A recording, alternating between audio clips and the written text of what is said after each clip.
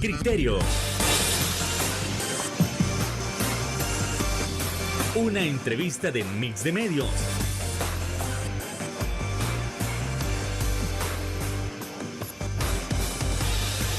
Que aborda frontalmente los problemas de El Salvador con los verdaderos protagonistas y plantea soluciones.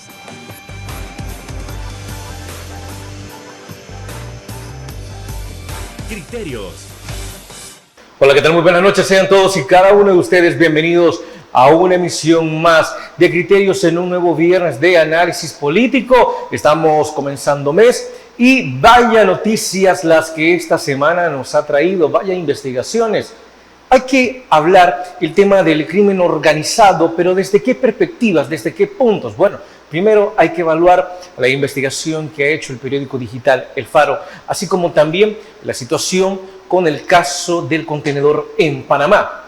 Eso y más lo estaremos abordando esta noche con nuestros invitados especiales. En primer lugar, el economista Juan José Ortiz. ¿Qué tal, Juan José? Un gusto, buenas noches. Buenas noches, Fernando. Un placer estar en el programa. El saludo a las personas que nos sintonizan a esta hora. Y por supuesto, pues un placer compartir con el buen amigo Marvin el análisis de este día. Desde luego, Marvin Aguilar, ¿qué tal? Buenas noches a nuestro invitado de cada viernes. Un gusto, Marvin. No, un gusto regresar después de varios días de vacación y un placer de estrenarme en el análisis en la plataforma con Juan José, un gusto. Okay. Un gran luchador por los derechos económicos de los afectados de COSABES. Y un saludo a la audiencia de Canal 8 también. Bueno, ahí está nuestra dupla de esta noche, así que vamos entrando en materia. ¿Qué es lo que ha revelado el periódico digital El Faro? A ver, estamos hablando del crimen organizado en diferentes perspectivas, pero en las redes sociales leemos muchísimos comentarios. Muchos dicen, mire, de cualquier manera lo que revela El Faro pues no sirve de nada, lo que pasó pues ya pasó, dicen algunas personas. Otro punto es que menciona, mire, pero esto al menos nos puede dar un indicio de cómo se estructuró realmente el sistema político desde hace algunos años, y esto es más delicado, es más grave de lo que puede parecer, involucrando a los partidos tradicionales y el actual presidente de la República, Marvin Aguilar. Otro indicio de que hubo una negociación. Bueno, se llama esta definición de crimen organizado es porque tiene que haber forzosamente estructuras del Estado que permitan que criminales puedan operar con impunidad y libertad en un país, en una sociedad. Entonces, no hay crimen organizado si no hay agentes estatales involucrados. Entonces, por eso al Estado le cuesta mucho perseguir al crimen organizado porque está metido el mismo Estado ahí. Entonces, te lo pueden boicotear las fuga de información, retrasar las investigaciones. E incluso aquí hay una estrategia que desde el gobierno del presidente Bukele se viene usando, y es la de desprestigiar a ciertos medios de comunicación para que cuando saquen esta información la gente diga, pero mira, pero lo dice El Faro, pero lo dice Factum, pero lo dice la prensa gráfica, pero lo dice el Diario de Hoy. O sea, no importa el mensaje, sino quién lo dice. Exacto. Aunque el mensaje sea verdad, pero lo dice es mentira. O sea, si esos medios los paga George Soros, esos medios reciben dinero de USAID. Entonces, de alguna manera, la campaña de desprestigio constante contra los medios de comunicación independientes o incómodos lleva el objetivo que cuando aparezca esta información, nadie le cree. Y eso es importante entenderlo para los que meridianamente comprendemos y podemos hacer asociaciones naturales que hoy, con la revelación del Faro, nos dejan una fotografía bastante completa de por qué tenemos la paz social de la que estamos gozando. Y que es hasta día de hoy el gran logro que el gobierno presume a nivel internacional. Entonces, creo que la revelación que hacen los periodistas Martínez del Faro nos va a arrojar grandes elementos para este análisis, y como estamos pendientes de 2 entregas más, entonces vamos a tener todavía un par de programas más en esta plataforma para seguir, dándole continuidad al análisis sobre el pacto del gobierno Bukele con las pandillas. Esto es entonces un análisis en desarrollo el que podemos iniciar esta noche. Aquí vamos a hacer dos vertientes, ¿no? La primera, el acuerdo entre la pandilla 18 revolucionarios, que es la que se revela hoy, con el gobierno Bukele, con funcionarios, con elementos del Partido Nuevas Ideas y del gobierno de Nayib Bukele, que es una herencia del FMLN. Es decir, los contactos, o si tú quieres, la contaminación de la administración Bukele con las pandillas deviene de su militancia, de su pertenencia al FMLN. Sí. Esto es importante decirlo porque se le cae la autoridad moral al gobierno Bukele de condenar a Arena y al FMLN de haber pactado o llegado a acuerdos con las pandillas, porque ellos también hicieron lo mismo. Eso es algo que hay que tenerlo a partir de ahora claro en el análisis. Nuevas Ideas, el gobierno Bukele, funcionarios del gobierno Bukele se han sentado con las pandillas para negociar un cese al fuego a cambio de dinero y también de votos para el partido Nuevas Ideas. Nada nuevo en el escenario. Lo que hizo Arena y lo que hizo el FMLN. Ese es un punto. El otro es el dato interesante de la participación de funcionarios, ya sea del gobierno o de Nuevas Ideas, en este acuerdo. Por ejemplo, Carlos Marroquín, director de Tejido Social, que él sigue negándolo. El diputado, que es diputado, se me olvida el nombre. Denis Salinas, y el diputado suplente de la diputada Sueci Callejas, ¿no? Hay que hacer notar varias cosas. Este diputado suplente tuvo un incidente que fue detenido por disparar al aire en una especie de tráfico, ¿verdad? De problema de tráfico que tuvo, que fue detenido y fue liberado, sin mayores procedimientos. El diputado suplente. De la vicepresidenta Sueci Callejas. Y nos queda claro entonces que hay elementos en la Asamblea Legislativa que están vinculados a las pandillas. El siguiente reportaje va a ser interesante porque entiendo yo que habrán otros funcionarios involucrados en el acuerdo de las pandillas y cómo se maneja esto.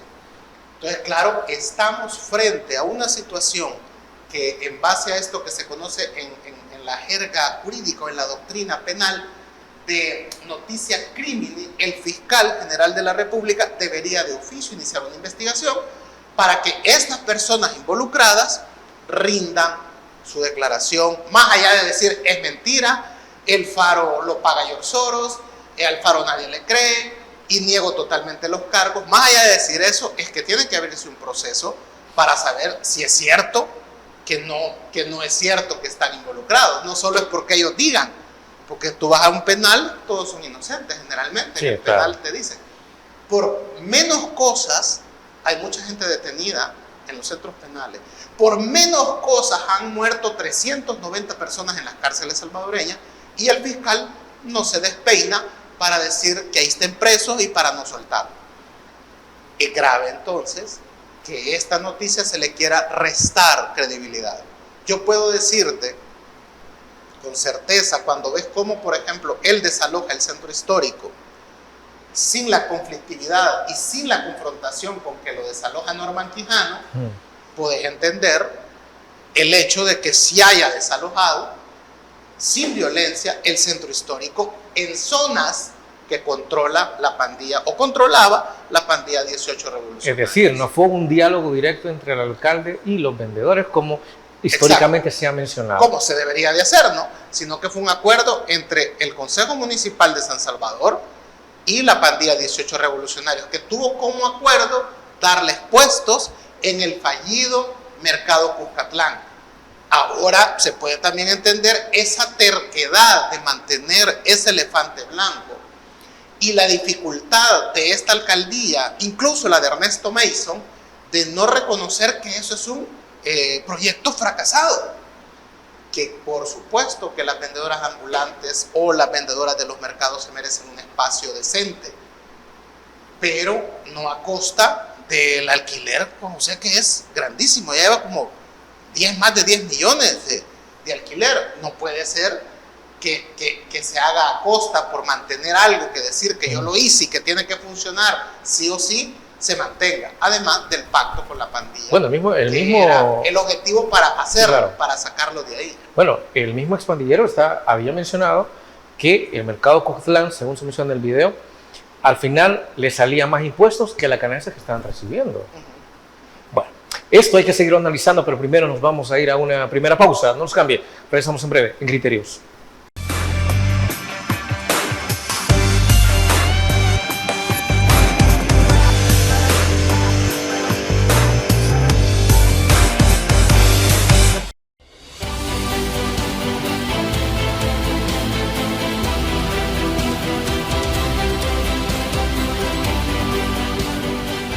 Nuestro compromiso, nuestra pasión, son algunas de las cosas que nos caracterizan como salvadoreños. Farmacia La Buena, la farmacia de todos.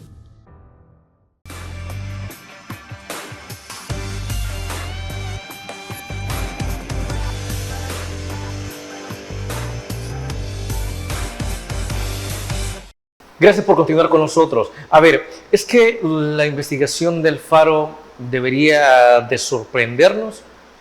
Es que, como tal, ¿qué tan cierto es lo que el Charlie podría estar diciendo incluso con respecto a cómo se consiguió ganar la alcaldía de San Salvador y qué tan estratégico era mantener el mercado Cuscatlán para beneficiar a algunos de los criminales?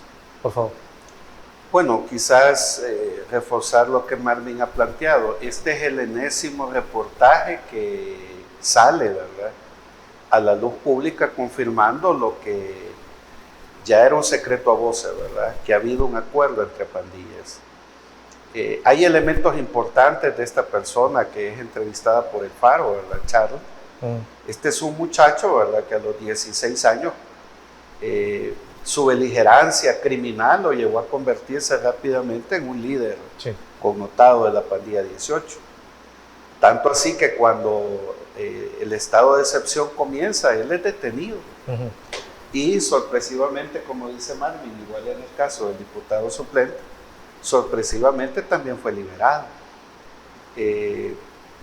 Aquí hay una serie de cosas, como dice Marvin, ¿verdad? Falta no sé cuántos reportajes más va a sacar el Faro. Entiendo que son 3 capítulos. Pero hay elementos interesantes, es decir, ¿por qué ahora la pandilla 18 revolucionarios está haciendo pública estas declaraciones? Pensaría yo, ¿verdad?, que es un intento, ¿verdad?, de enviar un mensaje al gobierno de que así como probablemente el gobierno quiere traicionar a la MS, los 18 se puedan ver en una situación muy similar. Recordemos que la novia de este muchacho, de este Charlie, era concejal de la alcaldía de San Salvador y sorpresivamente también es detenida, ¿verdad? No sabemos en realidad, ¿verdad?, las connotaciones por las que Charlie toma la decisión de hacer público hoy en este momento, ¿verdad?, el PAC, pero ahí se conjugan una serie de cosas y como dice Marvin, ¿verdad?, probablemente en la segunda y en la tercera parte van a aparecer otras instituciones, otros nombres. Yo lo dejo ahí en el tintero. Cuando Nayib era alcalde de San Salvador, se creó una unidad de patrimonio y rescate del centro de San Salvador. Ahí también van a aparecer nombres y gente muy interesante, ¿verdad?, que el mismo presidente Bukele hizo público. Por ejemplo, recordemos el caso de Edwin Ramírez. Edwin Ramírez, el mismo presidente Bukele, revela que esta persona trabajaba en la alcaldía de San Salvador y que estaba teniendo acercamientos con pandillas y que decide el presidente Bukele expulsarlo del partido. Ahora, ¿por qué es importante este nombre? Porque Edwin Ramírez era el primer candidato a diputado por el Parlaz en el 2021. Y este nombre aparece junto al del ex ministro de Gobernación, el señor Rivas, ¿verdad? Donde también el mismo presidente lo acusa de estar sustrayendo recursos, de estar recibiendo fondos, porque tenía aspiraciones presidenciales. Entonces, probablemente, ¿verdad?, el artículo del Faro va a revelar estos nombres y otros, ¿verdad?, de gente que ha estado involucrada en el acuerdo. Ahora, yo pensaría que finalmente, pues también esta esta parte de la pandilla 18 toma la decisión precisamente porque el acuerdo se rompió. Recordemos que el tema del estado de excepción surge, ¿verdad? Como una decisión unilateral del presidente, precisamente porque la pandilla MS estaba presionando al gobierno, ¿verdad?, por más beneficios. Se hace lamentablemente en un fin de semana el asesinato de más de 70 personas y parece ser que ese fue el detonante que llevó a romper la tregua que había entre el gobierno y la pandilla MS. Hoy este muchacho, ¿verdad?, hace declaraciones públicas que me llevan a mí a pensar que también el barrio 18 ya rompió el acuerdo político que había, ¿verdad?, para promocionar esa tan cacareada seguridad que dice Marvin, ¿verdad?, que se ha convertido, según el gobierno, pues en su logro más significativo. Marvin, el Charlie menciona que el acuerdo con Funes se rompe, o con el gobierno de Mauricio Funes se rompe en la llegada de Salvador Sánchez Serén. Lo que Salvador Sánchez Serén dice, el que le ofrece es directamente plomo, y que a Sánchez Serén eso no lo intimidaba, incluso pues él ya venía de la guerra, entonces rompe el acuerdo, y por eso también 2015 termina siendo como el peor año en la historia reciente con respecto a los asesinatos. Aquí estamos encontrando más villanos, o estamos encontrando que el FMLN en alguna forma intentó cortar todo vínculo con las pandillas. Recordemos que aquí solo hay una institución que legalmente puede negociar con criminales, es la Fiscalía General de la República, y es el criterio, ¿verdad? Digamos, el criterio, se llama así, el régimen de criterio, testigo criteriado, que es: yo malo, me comprometo a que me bajen las penas, incluso me dejen en libertad, si entrego a otro más malo, ¿verdad? Sí. Entonces, porque tengo que describir, ¿verdad?, todo en la trama corrupta que voy a decir que existió. O el juicio abreviado es también el otro procedimiento que solo la Fiscalía lo puede hacer. Ahora, pero eso no quiere decir que el testigo criteriado es inocente y sale libre. Hay que meterlo a un proceso donde se le aplica, ¿verdad?, el juicio, y donde ahí se acuerdan entre las partes cuál es el beneficio que va a recibir dependiendo de a qué criminal nos entrega. Sí, claro. ¿Puede un gobierno hacer esa negociación? ¿Puede un funcionario, un ministro de justicia? ¿Puede alguien, un diputado? No, no puede, es un delito. Entonces yo lo que creo es que cuando llega Salvador Sánchez Serén al gobierno se da cuenta que están en un ilícito, que están en un delito. Y además había un fiscal, ¿te acuerdas? El fiscal Luis Martínez, que se oponía a esa negociación. Fue precisamente este fiscal que los declara terroristas, que se empieza a llamar terroristas a los pandilleros para aplicarles una ley más dura. Ahora bien, ¿qué es lo que nos dice esto? Que es muy fácil, ¿verdad?, a veces para el político limpiar tu camino para llegar al puesto, a la alcaldía, a la diputación, a la presidencia. ¿Y qué es limpiar el camino? Si yo tengo un grupo que ejerce, ¿verdad?, un gran poder sobre las comunidades, las pandillas, que estábamos hablando que su base va entre 300,000 personas, vaya, cuando pandilleros y familia, que son los que te pueden mover las comunidades, son los que te bloquean para entrar. Si un candidato quiere entrar a una comunidad y no lo deja la pandilla, no puede entrar. Entonces tenías que hablar con el jefe pandillero para que te dejara entrar, pero eso significaba obras para la comunidad. Como candidato tenías que llevar cosas, o ellos te iban a decir lo que querían. Y si querías entrar a esa comunidad, que a veces son grandes, ¿verdad?, que hay hasta centros de votación pueden haber, entonces te interesaba como candidato a alcalde o como candidato a diputado. Esto hizo que muchos políticos, muchos partidos entendieran que como no podían controlar los territorios con la policía, tenían que sentarse a hablar con los pandilleros. Eso es todo, ganar las elecciones. Y un político, por ganar las elecciones, se va a sentar con quien tenga que sentarse. Ahora bien, hay de plática a plática, hay pláticas legales. Yo me puedo sentar con los afectados de COSAVI porque son un grupo legal, son gente que está luchando por un derecho. Pero ¿me puedo sentar yo con las pandillas? No puedo. Entonces lo correcto era que los gobiernos resolvieran ese problema de seguridad para que los candidatos no tuvieran que resolverlo ellos de manera personal con las pandillas. Los políticos renunciaron a eso. Sánchez Serén decide romper con eso. Pero Nayib Bukele no. Porque como ya estaba el contacto, ¿va? Entonces decide, miren, está bien, eso es ellos. Pero nosotros no, nosotros entendemos que hay un problema en las comunidades de pobreza, que lo hay, y entendemos que esta violencia es porque los muchachos no tienen opciones.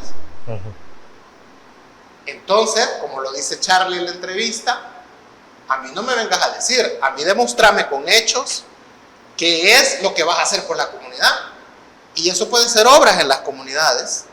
Por eso están los cubos ahí, en las comunidades de más alto riesgo, para que los muchachos puedan llegar y evitar que se metan en actos delincuenciales.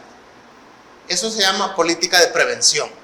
Ya se había mencionado hace rato. Está en la Constitución. El sistema, obviamente, digamos, de persecución del delito o la política criminal se basa en 4 pilares, ¿no? Que es la prevención, la represión, la reinserción y la readaptación. Entonces, no estás haciendo nada, digamos, ilegal. Con poner los cubos no estás haciendo nada ilegal. El problema es que solo lo llevas a las comunidades, al parecer, donde has arreglado con las pandillas. Entonces, ¿qué es más fácil? ¿Ir a hacer campaña, organizar directiva o pedirle al palabrero que le ordene a la gente que voten por mí y no voten por vos? Que eso es lo que es el Charlie que hicieron. Ahí es donde está lo, si querés, lo antiético y lo ilegal. Porque además ahí hay fraude electoral. Porque la pandilla 18 detuvo a votantes de otros partidos, decomisó DUIs para que no fueran a votar. En este caso sería por, ¿cómo se llamaba? Zamora, era el candidato de Arena, que era Edwin Zamora, y votaran por Nayib Bukele. Es de la elección que estamos hablando. Eso es lo que dice el Charlie en la entrevista. Le dijimos a la gente, a nuestra gente, que no votara por Edwin Zamora y votara por Nayib Bukele. Entonces él llega al poder fraudulentamente. Ahí también hay un delito electoral. La pregunta es, ¿él necesitaba eso para ganar?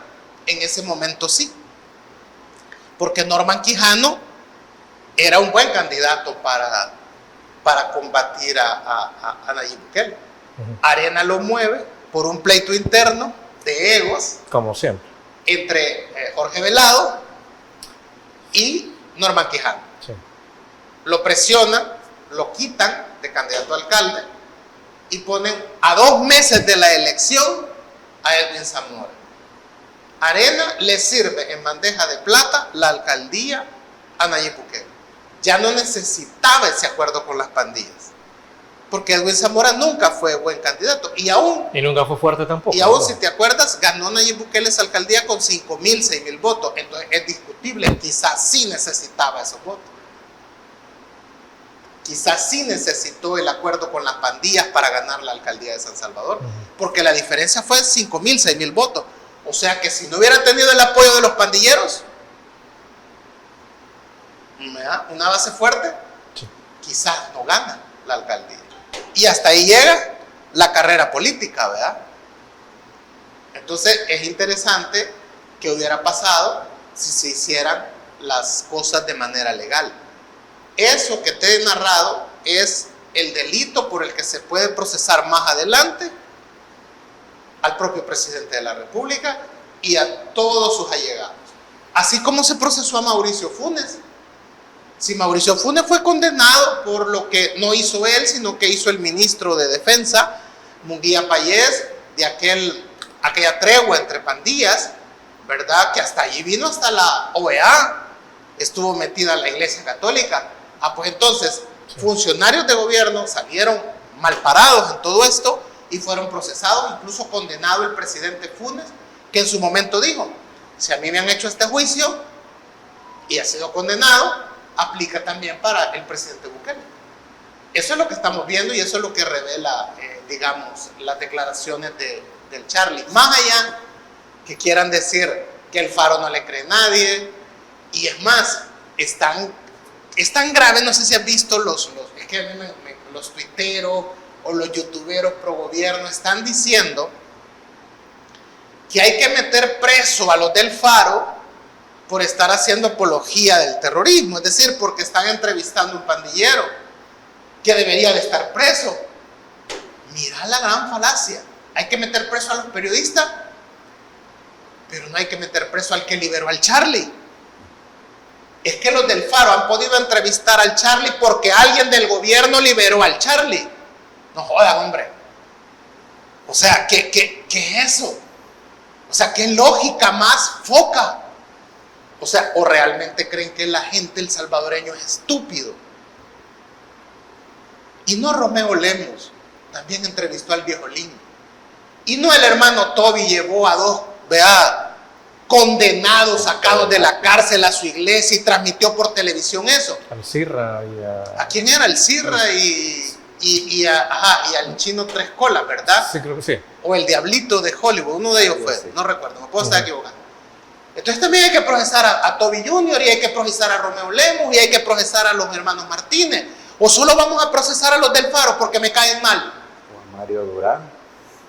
Que también Mario Durán, hay fotografías de Mario Durán reunido y el Slipstone, Carlos Marroquín, en la Pizza Hut de Multiplaza con pandilleros, seguidos por la Policía Nacional Civil, que les estaban dando seguimiento al proceso de conversaciones. Entonces, a esos no los vamos a meter presos, a estos sí los vamos a meter presos.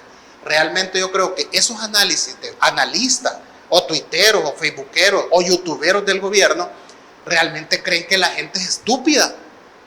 Metamos los presos a todos. Yo nunca, ni vos, no sé, ustedes se han sentado con pandilleros. A mí no me importa, yo no tengo nada que ver en eso. Pero solo querer hablar de que es malo que entrevisten a los periodistas del Faro a alguien que debería estar preso y no preguntarse por qué es que el que está libre debería de estar preso y no lo está. O sea, este gobierno está llegando a unos niveles de ridiculez, de cinismo, que solo parece ser que creen que la gente es estúpida. Bueno, con esto nos vamos a ir a la siguiente pausa comercial. Por favor, no nos cambie. Regresamos aquí en Criterios.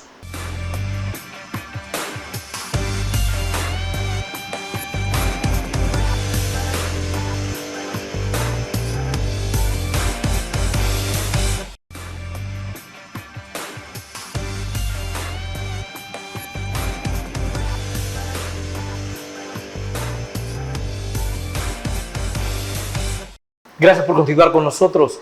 Y es que siempre en el abordaje de la investigación que ha hecho el periódico digital El Faro, hay que plantear cuáles podrían ser las reacciones de los implicados. En esto, ya incluso el director del organismo de inteligencia de Estado, Peter Dumas, ha mencionado algo que para muchos puede ser una amenaza, pero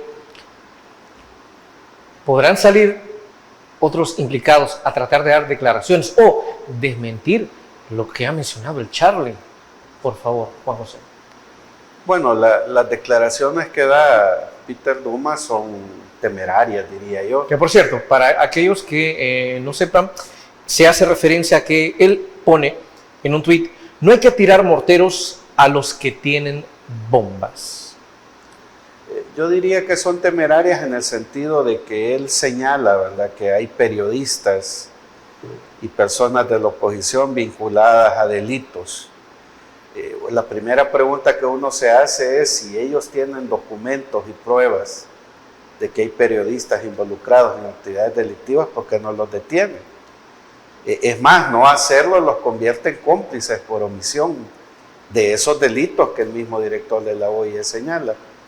Ahora, yo más creo que también sus declaraciones obedecen a la misma estrategia comunicacional, ¿verdad? Siempre que el gobierno se ve envuelto en un problema de gran envergadura, siempre son los funcionarios sacrificables los que salen a la luz pública. Sí. Es decir, desde que el presidente de la República salió del país el 11 de abril, se han suscitado una serie de acontecimientos en El Salvador, una serie de problemas que le han estallado en la cara al gobierno. Y sorpresivamente el presidente no reacciona ante esos eventos. Basta citar, por ejemplo, ¿verdad?, el cargamento de droga que ha sido confiscado en Panamá. El presidente no se ha pronunciado por el tema. Manda al ministro de la Defensa cuando no es él el funcionario idóneo según la ley para salir a dar explicaciones de ese contenedor. Se les cae la montaña ahí en Los Chorros, ¿verdad? Por lo menos ahí sí mandaron al idóneo, ¿verdad?, que era el ministro de Obras Públicas, a hacer el ridículo total, por supuesto. Ahora que se hace público esta situación del día de ayer, sorpresivamente no es el presidente el que reacciona también. Y digo sorpresivamente porque él sí reaccionó mostrando un video de un supuesto ladrón hondureño, ¿verdad?, ahí en la colonia Miralvalle, donde se mira a través de un video que este ladrón, ¿verdad?, atraca a una señora, la golpea, la tira al suelo, le roba sus pertenencias, y una vez que es capturado es el presidente Bukele el primero que sale a expresarse, ¿verdad? Pero dice que hay personas que defienden al ladrón, nadie lo está defendiendo. Sí, lo que pasa es que eso es parte de la estrategia comunicacional. Cada vez más el gobierno tiene menos argumentos para mantener el estado de excepción. Es más, yo pensaría que este video hasta podría haber sido preelaborado, pues, o sea, se ve tan obvio, digamos, ¿verdad?, que la persona asalta a la señora, al día siguiente y es capturado, pero ¿por qué el presidente no se pronuncia por el contenedor? ¿Por qué el presidente no se pronuncia inmediatamente por lo que ha sucedido ayer?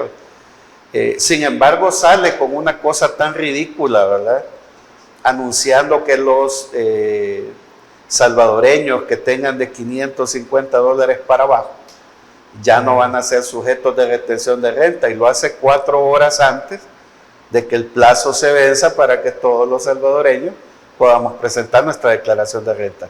Es decir, 2 cosas insignificantes. El presidente sale a pronunciarse y las magnifica, pero 3 cosas gravísimas como el secuestro de este contenedor en Panamá, las declaraciones que ya da este delincuente Alfaro, ¿verdad?, y el tema, digámoslo así, ¿verdad?, de que ya el gobierno está por cumplir 1 año de su segundo mandato inconstitucional, y la publicidad fue que este segundo mandato iba a ser el quinquenio de la reactivación de la economía. Y ya estamos a 1 mes de cumplir 1 año y no hay, digamos, claridad ni política pública de por dónde se va a reactivar la economía. Entonces, no deja de ser extraño, pues, que cosas tan irrelevantes, pero que impactan en el ideario de la gente debido a los bajos niveles de escolaridad. Es decir, ponen a un muchacho, supongamos que fuera cierto el video, yo tengo mis dudas. Un muchacho que asalta a una señora es capturado y lo presentan como que a Al Capone han capturado, ¿verdad? Pero estos últimos 2 acontecimientos, el contenedor de la droga, la declaración del barrio 18, que yo creo que es una declaración de que la tregua se rompió, salen otros funcionarios que no son los idóneos para pronunciarse. El presidente guarda silencio. Incluso fíjate que el presidente salió el 11 de abril. Desde el 11 de abril el Estado está acéfalo. Y digo acéfalo pues porque el que está Félix Ulloa aquí en el país, ese señor lo viajando vive, ¿verdad?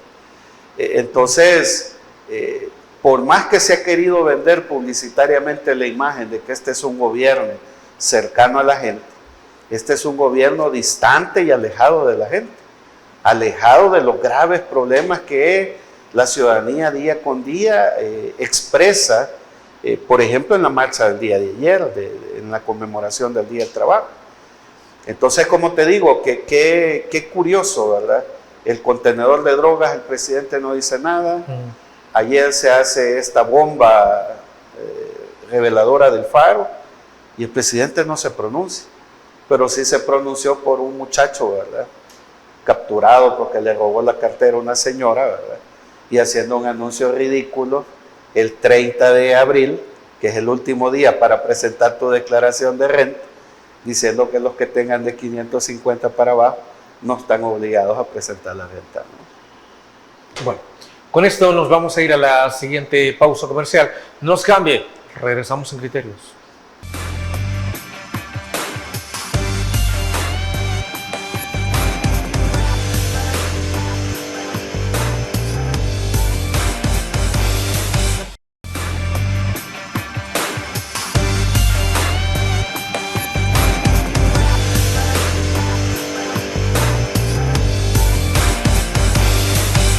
Gracias por continuar con nosotros en Criterios.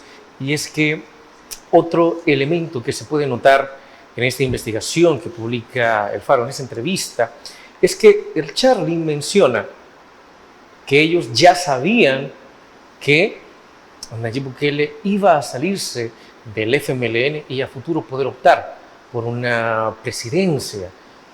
¿Esto nos revela algo más o es totalmente insignificante? Por favor, Marvin. Bueno, lo que sucede es que pareciera ser, y es bueno ponerle nombre a las cosas, porque esto nos permite entender situaciones que han pasado después. 2016 fue el año de más muertos en El Salvador. 2015. ¿Y quién coordinó esa guerra desde la Policía Nacional Civil? Mauricio Ramírez Landaverde, que después fue acusado por el presidente de un delito falso, que se había robado 14 millones de dólares, que ya en juicio no se pudo probar eso. Como tú hablabas de armar el caso del ladrón hondureño, ¿no? A la señora. ¿Por qué nosotros podemos pensar que este gobierno arma casos? Porque los hace. Y hay muchas cosas que no están todavía claras. El caso de los colombianos, que mandan a 2 periodistas a armar un caso de que ellos habían andado disfrutando y que no habían estado presos. De los colombianos, de los jóvenes colombianos que los meten en un hotel. Sí, recuerdo su caso. El caso de ustedes, de COSAVI. Seguimos sin saber lo que pasó en ese helicóptero. Y primero el fiscal dijo que estaba en Panamá. Panamá desmiente eso y aparece en Honduras. Ahora el jefe del OIE dice que ellos tienen pruebas, bombas, mucho más grandes que los morteros, el reportaje que han publicado los periodistas del Faro. Entonces tienen pruebas de que los periodistas han cometido delitos. ¿Por qué no los procesan? Que era lo que tú decías en el programa pasado. ¿Por qué no los procesan, pues? Entonces podemos llegar a pensar con todos estos elementos que he mencionado que este gobierno en su estrategia comunicacional, como tú lo decías, arma casos. Por supuesto que es viable. Por supuesto que es viable. Entonces, ¿qué es lo que nos está diciendo ahí el Charly en la entrevista? El Charly que debería de estar preso. Y que a ver por qué no está preso, ¿va? ¿Quién liberó al Charly? ¿O cómo es que el Charly no está preso? Que el reportaje de BBC salió cuando el Charly tenía, no sé si 12 años, ¿verdad? 16 creo que tenía. O sea, imagínate desde cuándo, ya es un adulto contemporáneo de 30 y tantos años. Y no está preso. Y él ha dado las declaraciones fuera de El Salvador. Es evidente que no está en El Salvador. Entonces, claro que la declaración del Charly nos permite suponer que el presidente sabía que se iba a salir del FMLN y necesitaba mantener desmontarle al FMLN toda su base, toda su estructura, que es lo que realmente pasa, porque el gran voto fuerte de Nuevas Ideas viene de la izquierda. Bien que el 60% del voto de Nuevas Ideas viene de la izquierda, porque recordemos que el presidente Bukele gana con un discurso de centro izquierda.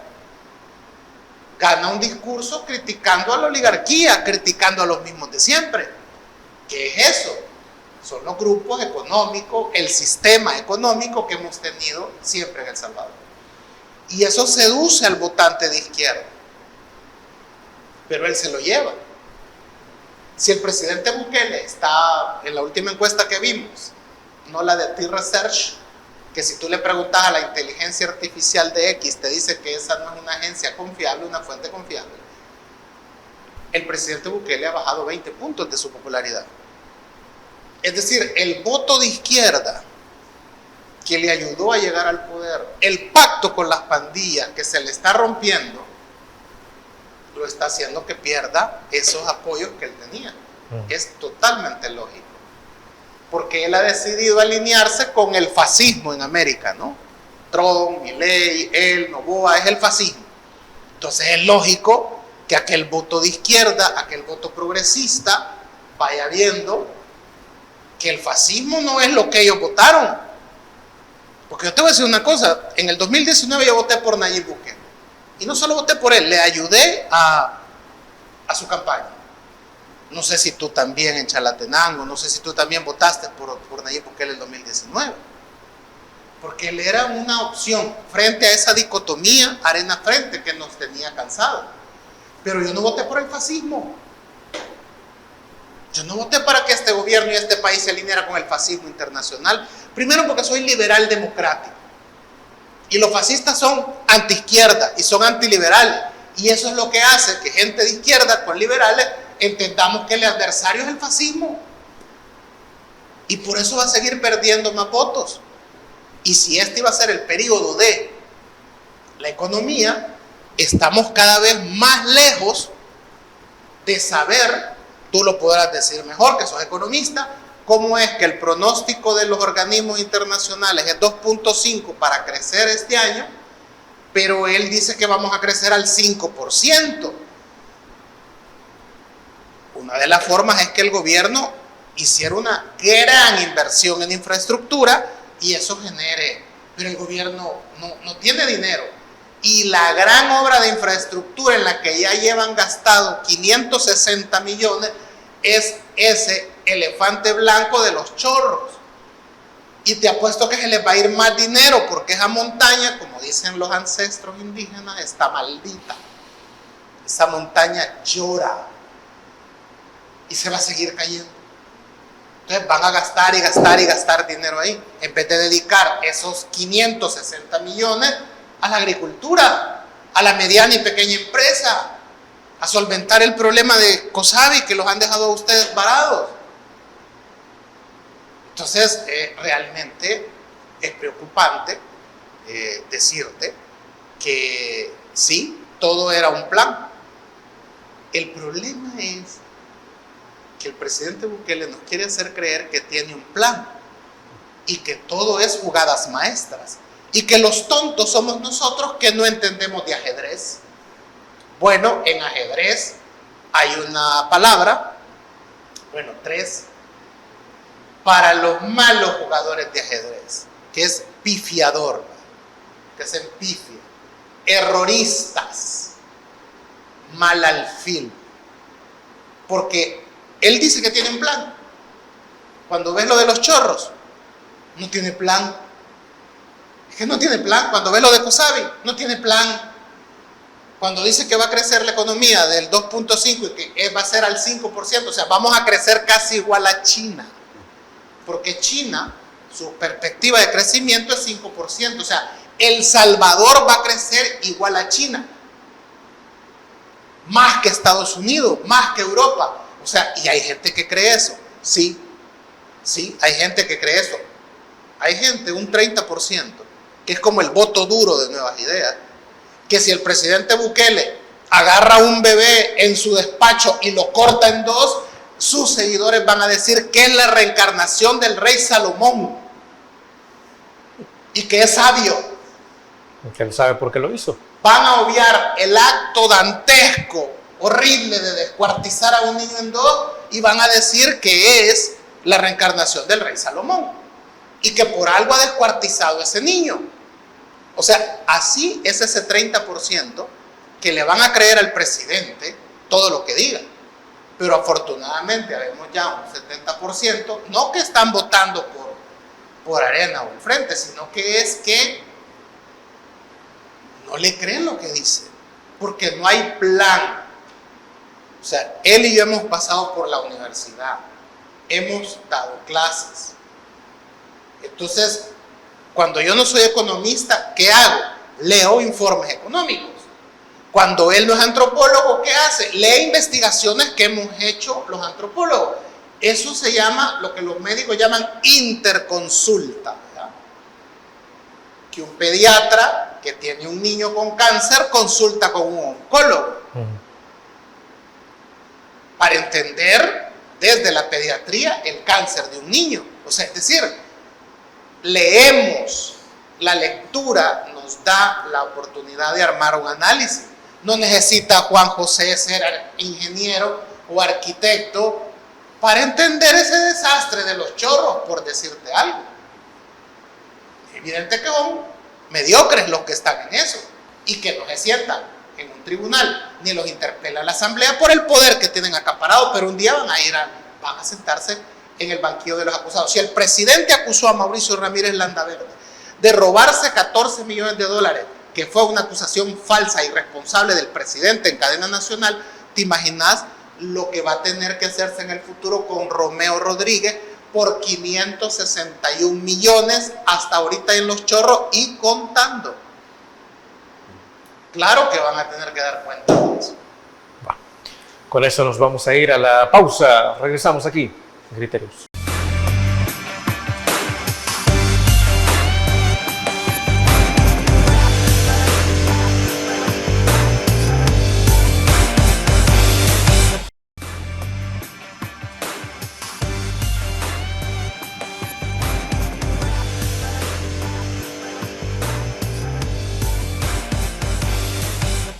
Gracias por continuar con nosotros en Criterios. Ahora es momento de escuchar las conclusiones de Juan José en torno a toda esta investigación y reportaje que ha hecho El Faro. Por favor. Fíjate que Charlie hace dos revelaciones que yo trato de conectarla con otros sucesos históricos. Veamos. El Charlie dice, es que nosotros ya sabíamos que Nayib se iba a salir del frente. Y esto me trae a colación la otra revelación que él hace cuando dice, el gobierno de Sánchez Serén nos estaba matando. Sí, lo que él dice, que el gobierno de Sánchez Serén lo Sí, que le ofreciera plomo. yo quiero unir estas dos cosas porque parece un poco extraño lo que voy a decir. En el 2017 la UCA sacó lo que yo llamo la encuesta más reveladora que hasta ahorita la UCA ha hecho. Veamos. En el 2017 la encuesta decía que el 70% de la gente no quiere que el Frente siga gobernando. Pero ese mismo 70% no quería que Arena volviera al poder. Yo debo imaginar, pues hoy con estas revelaciones que da Charlie, ¿verdad?, que Nayib tenía aspiraciones presidenciales en el FMLN. Y cuando mira esta encuesta de que el Frente se desploma, probablemente porque el gobierno Sánchez Serén toma la decisión de romper el acuerdo con las pandillas, ahí se da una serie de maniobras donde finalmente Nayib, ¿verdad?, monta un show, la famosa manzana con una concejal, lo expulsan del FMLN, pero yo creo que esta encuesta de la UCA revela algo interesante, ¿verdad? La derecha más pragmática de este país y la izquierda empresarial del FMLN comprendieron que había que generar una válvula de escape para esa dicotomía Arena-FMLN. Y esto es así por lo que Marvin ha dicho, o sea, la derecha más empresarial y pragmática quita a un candidato fuerte como Norman Quijano, le quitan el respaldo económico, lo obligan a retirarse de la candidatura y ponen a este señor Zamora, poniéndole en bandeja de plata el gane a Nayib.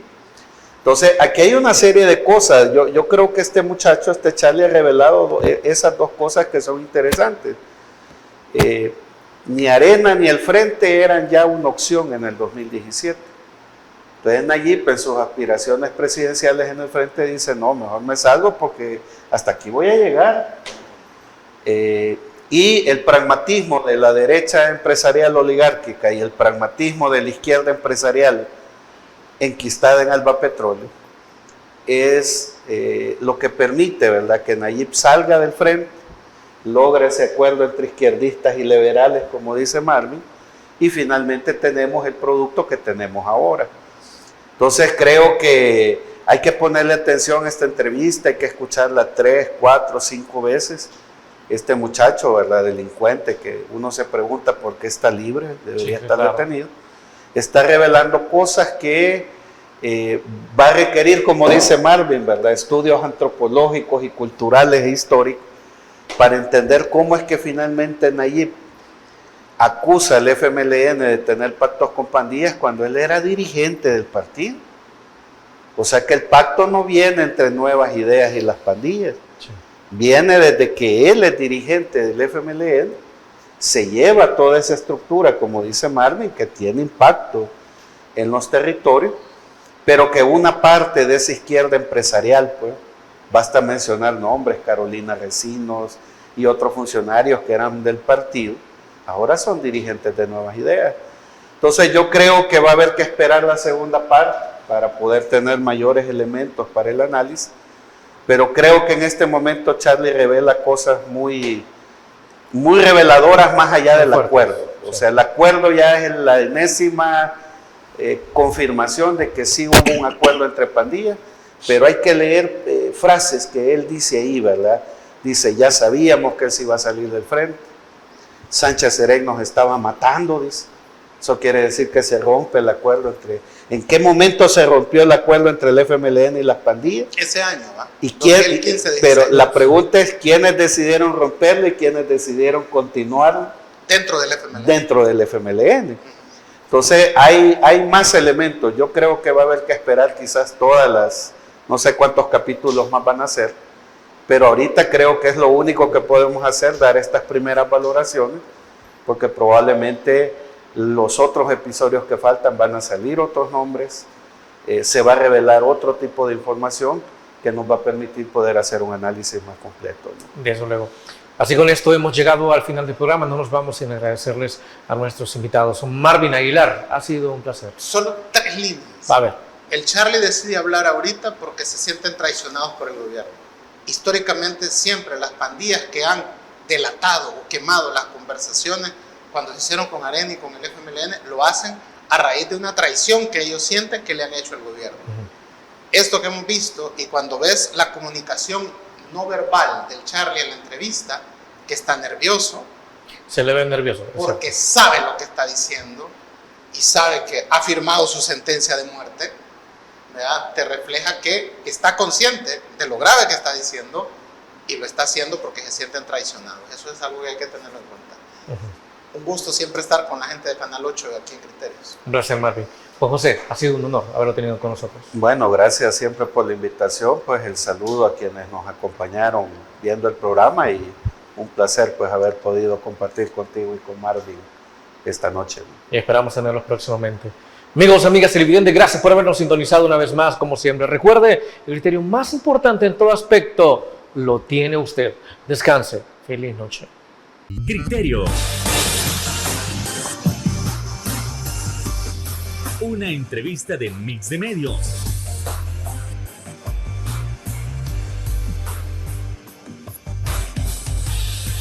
Que aborda frontalmente los problemas de El Salvador con los verdaderos protagonistas y plantea soluciones.